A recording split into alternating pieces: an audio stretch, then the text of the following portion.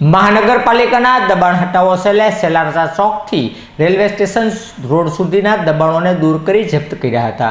મહાનગરપાલિકાનો દબાણ હટાવો cell સેલારસા ચોકથી railway station road ઉપર પહોંચ્યો હતો, જ્યાં ટાંગણીઓ સહિતના બહાર રાખેલા મુદ્દામાલ સામાનને દૂર કરવાની પ્રક્રિયા હાથ ધરવામાં આવી હતી, જેમાં દબાણ હટાવો સેલે આડેધડ મૂકેલા માલસામાનને જપ્ત કરી દબાણોને દૂર કર્યા હતા।